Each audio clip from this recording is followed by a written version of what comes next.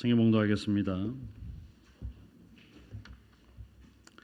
신약 성경입니다. 367페이지 히브리서 12장 14절부터 17절까지 말씀.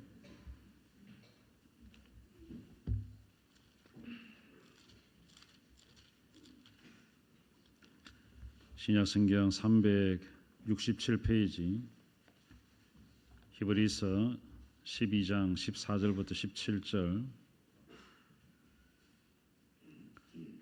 제가 봉독하겠습니다.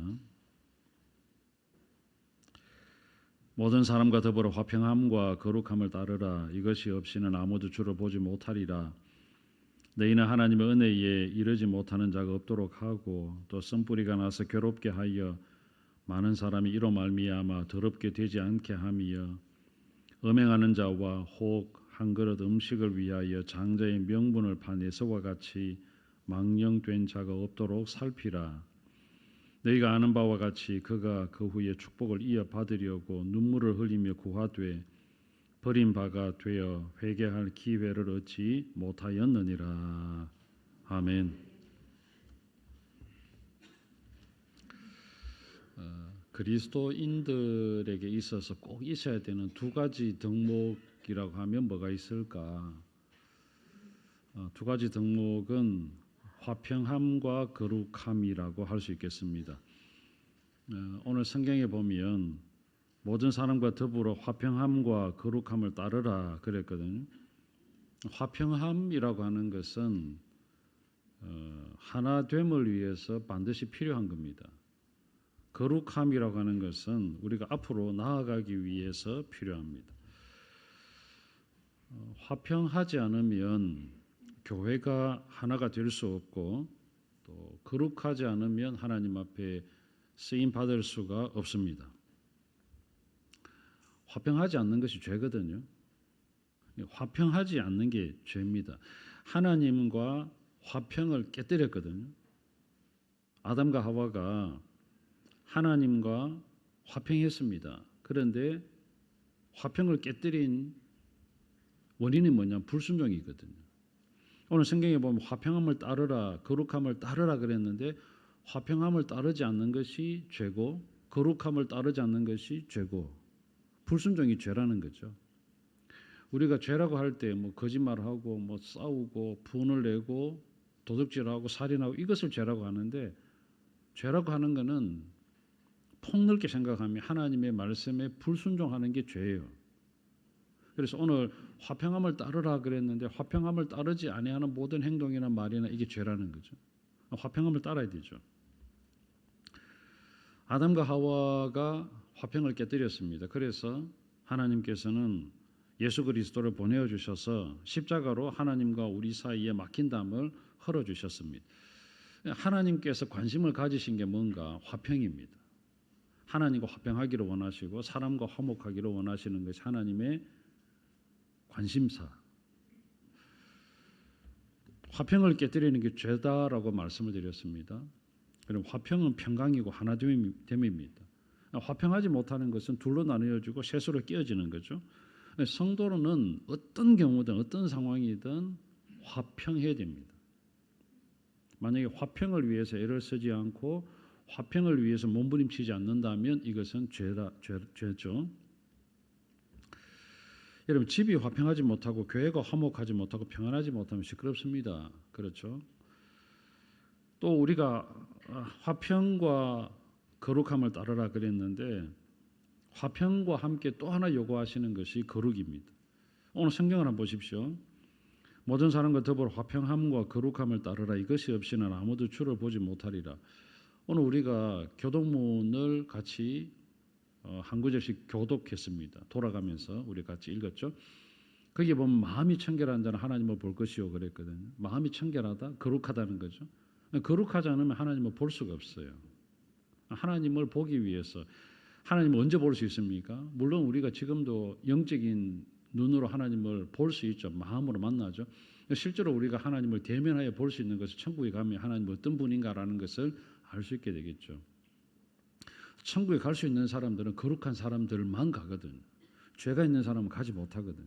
그래서 우리가 거룩을 힘써야 되고 거룩하려고 애를 써야 되고 거룩하려고 몸부림쳐야 되겠죠. 그것이 바로 이제 성화되어져 가는 과정이죠. 성화죠. 거룩해지는. 나중에 영광스럽게 되겠죠. 영화롭게 바뀌겠죠. 이스라엘 백성들이 출애굽을 했습니다. 시내산에서 하나님께서 모세를 통해 율법을 주었거든요. 그때 내가 거룩하니 너희도 거룩해라. 이게 가장 중요한 거였어요. 내가 거룩하니 너희도 거룩해라. 내가 거룩하니 너희도 거룩해라. 그렇게 살아갈 수 있는 방법이 10가지 계명이죠. 거룩하는 방법이 10가지 계명인 거예요.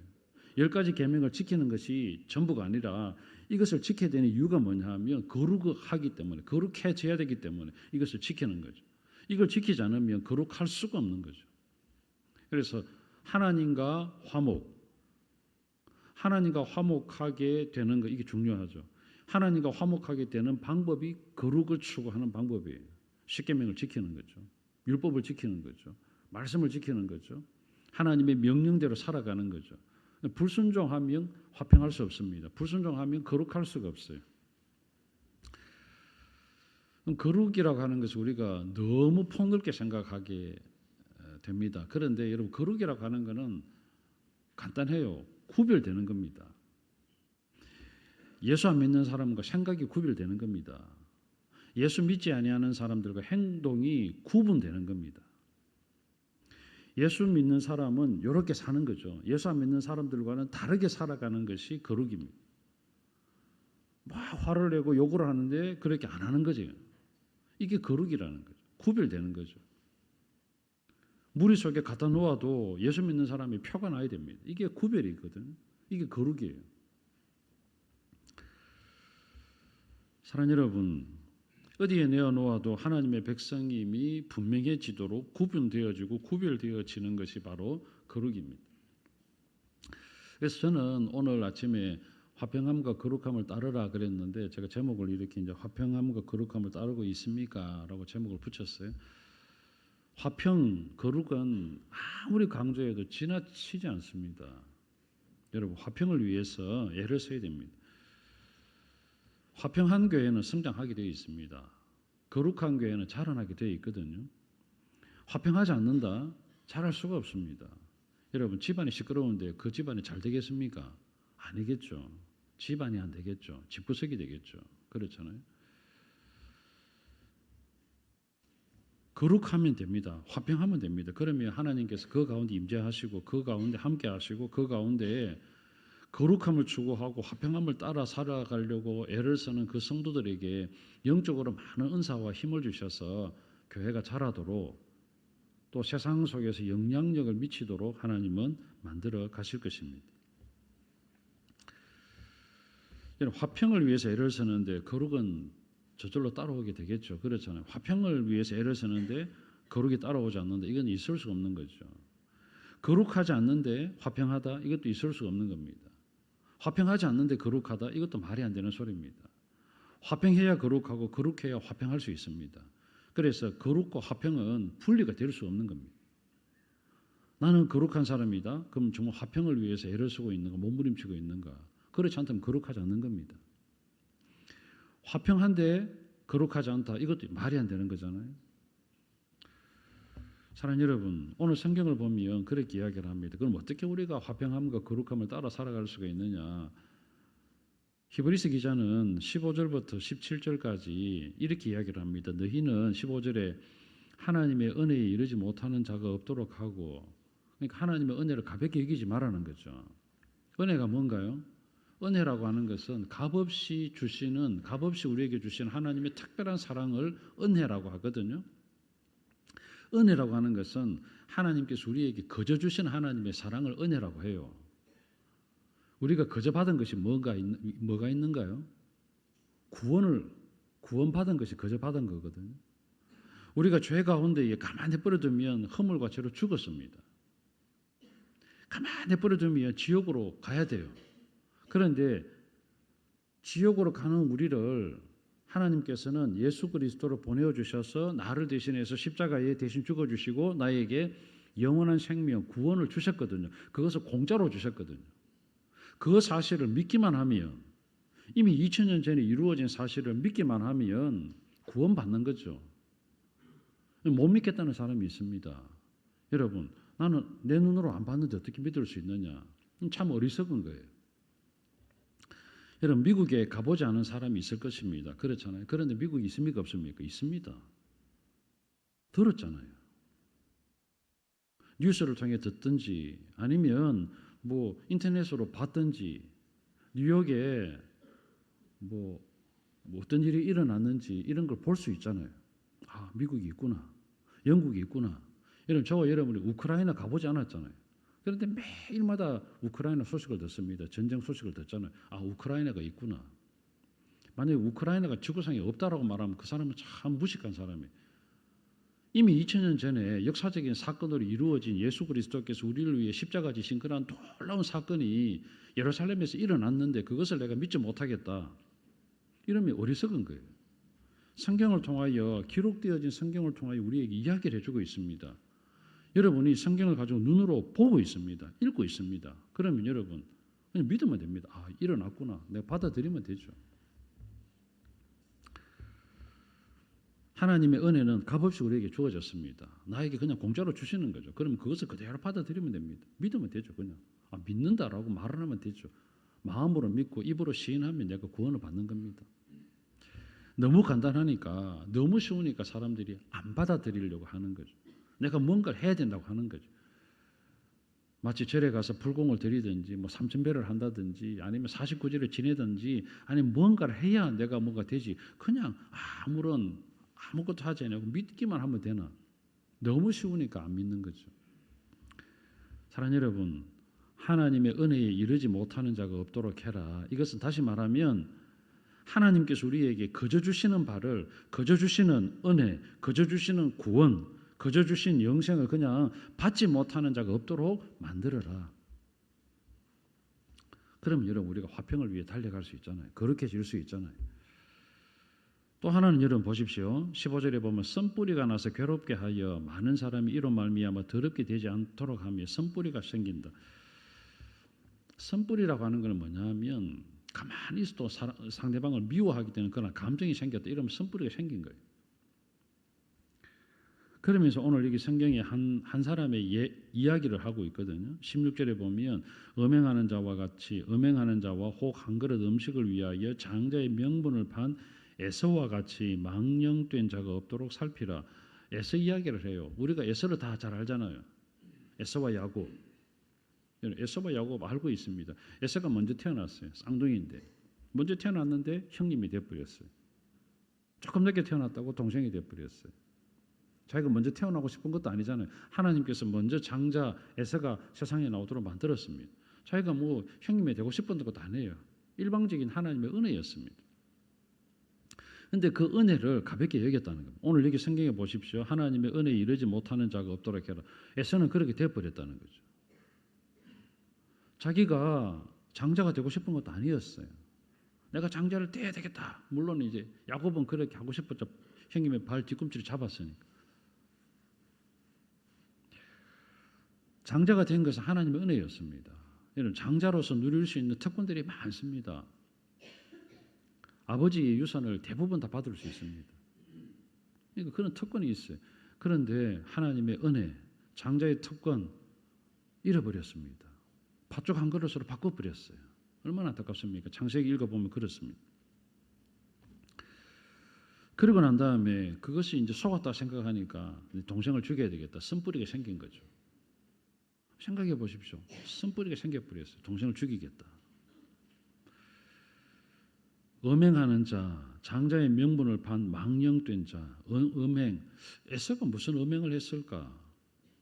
하나님은 음행이라고 하는 건 뭐냐면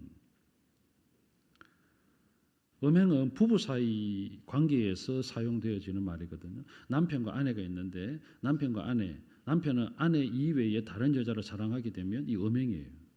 아내가 남편 이외에 다른 어떤 남자에게 마음을 두었다. 이게 음행이거든요. 그렇잖아요. 그렇죠?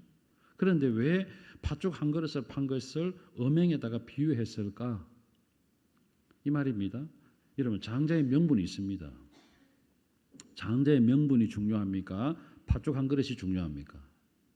장자의 명분이 훨씬 더 중요합니다. 이게 가치가 어마어마합니다. 장자의 명분이라고 하는 것은 아버지가 모든 축복을 장자에게 다 빌어줄 수 있어요. 심지어 자기의 유산 절반을 떼갖고 장자에게 줄 수 있습니다. 아들이 만약에 여러 명 있다 이러면 절반을 떼갖고 장자에 주고 나머지 분배를 하면서 둘째, 셋째, 넷째, 다섯째 나눠줄 수 있어요. 이 장자가 누릴 수 있는 이 명분이라고 하는 것은 대단한 겁니다. 그런데 이 장자의 명분을 팥죽 한 그릇으로 바꾸었다는 겁니다. 다시 말하면 저와 여러분이 하나님이 가장 좋아야 되는데 나는 하나님밖에 없습니다라고 돼야 되는데 하나님 이외에 다른 것이 더 마음에 들어오는 겁니다. 물질이 마음에 들어오고 명예가 마음에 들어오고 세상에 유한한 것이 마음에 들어오고 그래서 하나님과 바꿔버리는 겁니다. 이게 영적인 간음이죠. 영적인 음행이라고 하는 겁니다. 이렇게 사는 것을 망령되다라고 하는 겁니다. 에서는 그런 삶을 살아버렸습니다. 사랑하는 여러분, 야곱이 받았던 아버지 야곱으로부터 아버지 이삭으로부터 받았던 이 축복이 뭐냐면 창세기 27장 27절부터 29절에 보면 이삭이 야곱의 머리에 손을 얹고 축복을 해요. 뭐라고 축복하느냐면 이렇게 축복합니다. 내 아들의 향취는 여호와께서 복 주신 밭의 향취로다. 하나님은 하늘의 이슬과 땅의 기름짐이며 풍성한 곡식과 포도주를 너에게 주시기를 원하노라. 만민이 너를 섬기고 열국이 내게 굴복하리니 내가 형제들의 주인이 되고 내 어머니의 아들들이 너에게 굴복하며 너를 저주하는 자는 저주를 받고 너를 축복하는 자는 복받기를 원하노라. 이게 아버지 이삭이 야곱에게 준 축복이에요. 이렇게 축복을 했거든요. 나중에 이제 에서가 돌아와서 속은 줄 알고 아버지 축복이 하나밖에 없습니까? 나에게도 축복해 주십시오. 그랬는데 이삭이 뭐라고 하느냐 하면 내 축복해 줄 것 야곱에게 다 해줘버렸다. 너에게 축복할 게 하나도 없다. 그래도 축복해 주십시오. 뭐라도 있을 것 아닙니까? 했는데 이삭이 에서에게 뭐라고 축복하느냐 하면 이렇게 축복을 해요. 실제는 저주죠. 창세기 27장 39절부터 40절에 보면 너희의 주소는 땅의 기름짐에서 멀고 너희의 주소는 땅의 기름짐에서 멀고 내리는 하늘 이슬에서 멀 것이며 너는 칼을 믿고 생활하겠고 너희 아우를 섬길 것이며 내가 매임을 벗을 때에는 그 멍에를 내 목에서 떨쳐버리리라.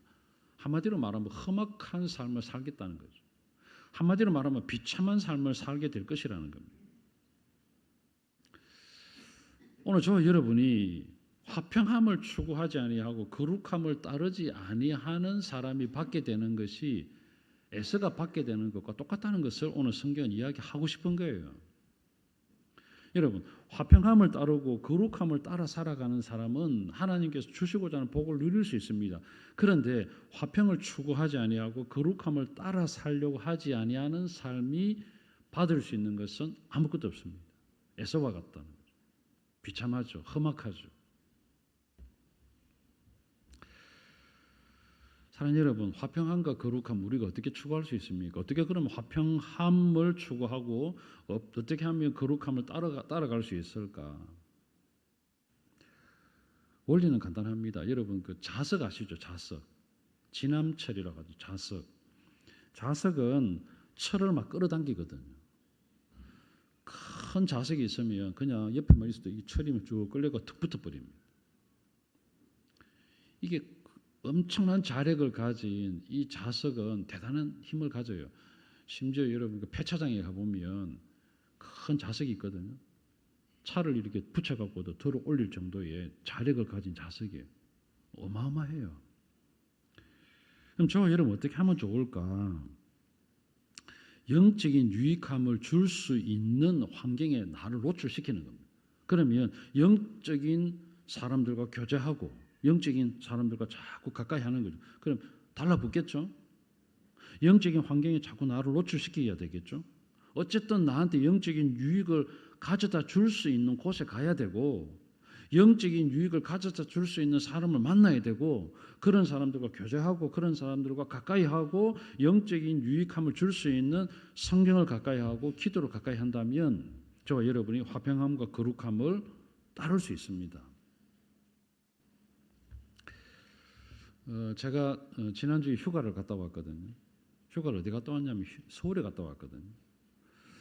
서울에 갔다 왔는데 왜 서울에 갔느냐 하면 제가 한 2주 전인가 그 책을 한 거 소개합니다라고 제가 주보에 썼잖아요. 한국 기독교 문화유산 답사기라는 책을 다는 읽진 않았는데 지금 제가 한 반 정도 읽은 것 같아요.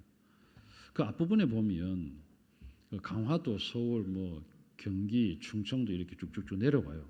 앞부분을 제가 읽었어요. 서울에 한번 가봐야 되겠다.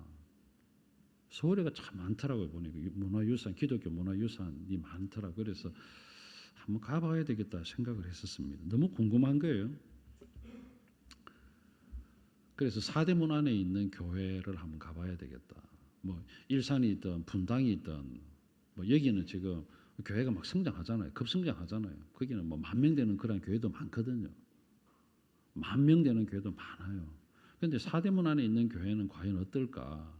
이 사람들이 다 이제 밖으로 빠져나가니까 이 사대문 안에 적어도 120년, 130년 된 우리 기독교 역사가 그 정도 되는데 그런 교회들은 그럼 어떨까? 우리나라에도 교회가 팔려가고 카페로 바뀐다고 하는 시대가 됐는데 그런 교회들이 과연 어떨까? 너무 궁금한 거예요. 또 기독교 문화유산 답사기라는 책을 읽어보니까 정동제일교회라든지 성동교회라든지 세문안교회라든지 이런 게 대표적인 교회들이라고요. 그래서 한번 가봐야 되겠다 싶은 생각이 들었습니다. 멀어도 갔어요. 가는 길에 이제 군위에 이제 들렀다가 서울에 가는데 군위에도 한번 가본 적이 있습니다. 갔습니다. 근데 한 4, 5년 정도 됐나요? 군위에 있는 교회가 하나 있었어요. 가보니까 예배당을 3번이나 지었더라고요. 군위 성결교회인가 이런 3번인가 지었어요. 맨 처음 교회가 하나 있고 그 다음 지은 교회가 옆에 또 있고 새로 지은 교회가 있고 예배당이 3개예요. 이렇게 안 헐고 그대로 보존해 놨더라고요. 이렇게 있고 이렇게 있고 이렇게 뭐 땅이 넓어서 그런지 뭐 시골이라서 그런지 너무너무 재밌었어요. 제일 오래된 교회 크기도 자그만했습니다. 그 교회 안에 들어가니까 이제 100주년 기념이라고 해서 쫙 역사를 쫙 해놨어요. 이렇게 쫙 전시를 해놨더라고요. 참 신기하다. 그리고는 이제 서울로 갔습니다. 서울로 갔는데 이제 사대문 안에 이제 숙소를 하나 정해놓고 정동제일교회를 가봐야 되겠다 생각을 했습니다. 감리교회인데 최초로 생겨진 감리교회 가봤습니다. 수요일날 저녁에 갔거든요. 수요일 저녁에 뵀는데 사람들은 그리 많지는 않았습니다. 한 100여 명 안쪽 정도. 그런데 교회가 아주 오래됐습니다. 한 100년 이상 된 건물 그대로, 의자도 그대로. 들어가니까 영국에서 그 큰 성당에서 나는 냄새하고 똑같더라고요. 그런. 근데 제가 아주 인상 깊었고 감동을 받았던 게 뭐냐면 수요 예배가 7시였나 7시 30분 기억이 잘 안 나네요. 예배였는데 참 예배가 1시간 한 반 정도가 됐어요. 예배를 드리는데 1시간 반 정도 됐거든. 7시였네요. 7시부터 한 8시 반까지 예배를 드리더라고요. 수요일 저녁인데 1시간 반을 예배를 해요. 찬양을 하고 마치 우리 그 금요일 날 하는 기도회처럼 찬양을 한 20분 정도 하는데 정말 온 마음을 다해 찬양을 하더라고요. 찬양을 하고 그 다음에 기도하고 찬양하고 기도하고 그 다음에 이제 설교자가 나와서 설교를 하고 또 설교 끝이 나고 나니까 또 기도하고 찬양하고 기도하고 찬양하고 그 다음에 축도로 마치고 그 다음에 불을 다 끄고 개인적으로 기도하고 돌아가라 그래요. 그게 1시간 반 걸렸거든. 참 제가 인상 깊었습니다. 이렇게 열정적으로 찬양하고 정성을 다해서 기도하는구나. 보니까 제가 둘러봤거든요. 저는 이제 이방인이잖아요. 그 교회 교인도 아니고 어떨까? 사람들이 어떤 모습으로 찬양을 하고 어떻게 예배를 드릴까 둘러봤습니다. 뭐 누가 하나 억지로 시켜갖고 끌려와서 이런 사람들이 아닌 것 같아요. 다 사모하면서 막 손을 얹고 찬양하고 찬양하고 기도하고 눈물을 닦으면서 기도하고. 제가 주보를 하나 들고 왔거든요. 주보 보니까 새벽 기도회가 있었어요. 5시 30분. 새벽에는 과연 몇 명이나 올까 싶어서 너무 궁금한 거예요. 그것도 새벽에 또 갔거든. 새벽 기도. 휴가를 갔는데 할 건 다 했거든요. 새벽에 이제 가서 또 참석해 봤습니다. 그러니까 차를 타고 오기도 하고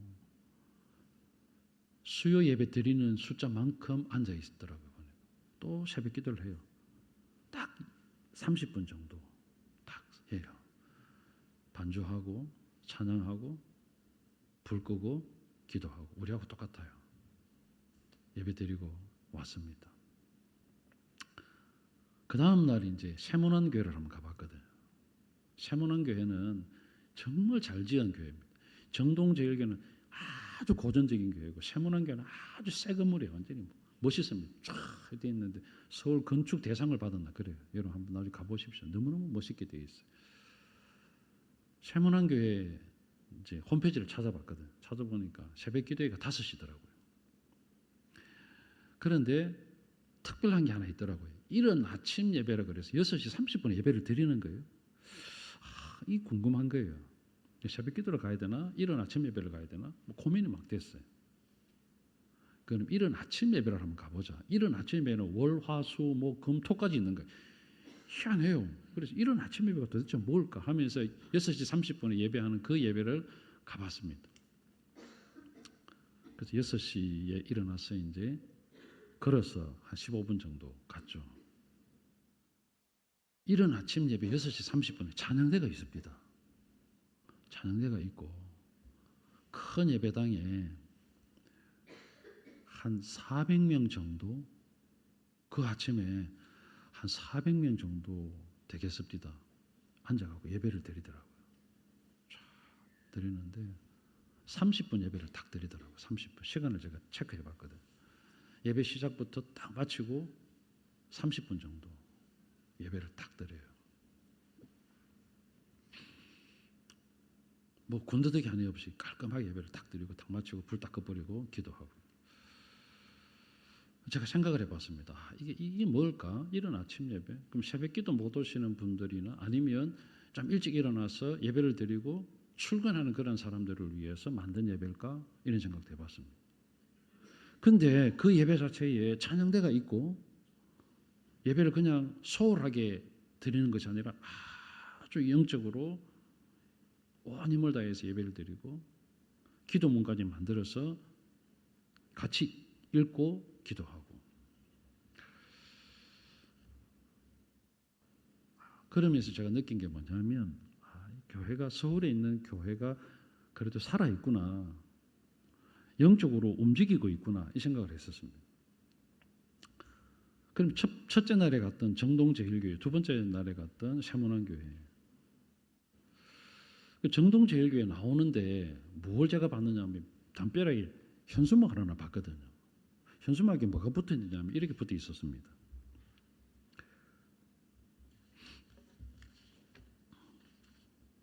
수요 직장인 예배, 수요 직장인 예배 시간이 12시 10분부터 이렇게 40분 하고 갈로 해놓고 뭐라고 해놨냐면 예배 후 다 함께 식사 이렇게 갈로 해놓고 수요 직장인 예배가 12시 10분부터 12시 40분까지 30분 하고 그 다음에 식사 다 함께 식사. 교회가 그래도 수요 예배를 우리가 못 드린다 생각을 하잖아요. 직장 생활하는데 어떻게 수요 예배 드립니까? 라고 말을 하기도 해요. 그런데 그 교회들이 안에 있는 사대문 안에 있는 교회들이 그렇게라도 영적으로 발버둥치고 신앙생활을 하게 만들고 하나님 앞에서 하나님과 화평하게 만들도록 거룩하게 만드는 그 일들을 위해서 몸부림치고 있던 모습들을 제가 봤거든요. 그러면 제가 느낀 게 뭐냐면 우리가 좀 더 이게 좀 부지런하게 하나님 앞에 신앙생활을 해야 되겠구나. 느슨하게 신앙생활하면 안 되겠구나. 그래도 그렇게 발버둥치고 있는 교회, 한국 교회가 숫자적으로 줄어가고 있고 한국 교회가 약화되고 있다고 하는 시대에도 하나님께서 구석구석구석에 교회들을 세워서 이른 아침 예배로 만들고 수요 직장인 예배도 만들고 새벽 기도도 하고 또다시 또 예배를 만들고 막 하고 있는 몸부림치는 그런 모습들을 보면서 그냥 매너리즘에 빠져서 뭐 내가 그냥 신앙생활 하는 게 잘하는 것이지 그게 아니더라는 거죠. 영적으로 참 많은 귀한 그 경험을 한 주간이었습니다. 사랑하는 여러분, 영적으로 성장할 수 있는, 내가 영적으로 성장할 수 있는 것에 여러분이 조금 좀 끌렸으면 좋겠어요. 좀 이렇게 자석에 막 붙듯이 영적으로 내 자신을 영적으로 나를 성장시켜주는 그런 것이 좀 끌렸으면 좋겠어요. 그래서 교회에서 성경 공부하는 것 같으면 여러분 적극적으로 좀 참석을 하고요. 기도회 한다 그러면 적극적으로 참석을 하고, 새벽 기도회 한다 그러면 일주일 내내 참석 못해도 그래도 일주일에 한 번이라도 내가 한번 해봐야 되겠다, 이런 마음도 좀 가졌으면 좋겠고요.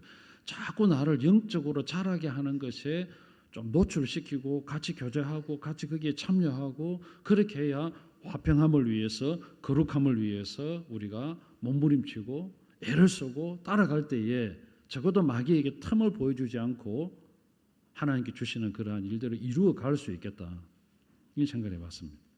이제 말씀을 정리하고 싶습니다. 이번 한 주간 동안 영적으로 생각을 하고 영적인 환경을 찾고 영적인 사람들과 교제를 하고 그렇게 화평함과 거룩함을 따라 살아가는 여러분이 되시기를 바랍니다. 하나님의 은혜를 좀 헛되게 해서는 안 될 것 같아요. 하나님의 은혜를 너무 가볍게 해서는 안 될 것 같아요. 영적인 것과 세상적인 것을 여러분 바꾸는 영적인 간음을 안 했으면 좋겠어요. 영적인 일을 더 소중하게 여겼으면 좋겠어요. 아무런 영적인 감각도 없는 그런 영적인 간음을 안 했으면 좋겠습니다. 우리 속에 악한 생각이나 선뿌리가 자리 잡지 못하도록 경건에 좀 힘쓰는 그런 한 주간이 좀 되었으면 좋겠어요. 이번 주간 좀 그렇게 한번 살아내 보십시다. 날씨가 덥지만 느슨해지기도 쉽고 지치기도 하고 영적으로 나태해지기도 하지만, 그러나 그럴수록 더 깨어 있어서 하나님의 사람들과 교제하고 같이 기도하고 말씀 읽고 또 예배에 힘써보고 또 영적으로 간증도 서로 나눠가면서 나는 이렇게 살고 있다라고 서로 격려해가면서 그렇게 좀 서로를 세워줄 수 있는 그런 한 주간이 되었으면 좋겠습니다. 그렇게 화평함을 위해서 거룩함을 따라가는 우리 모든 새로움의 성도들이 되시기를 주님의 이름으로 축원합니다. 아멘.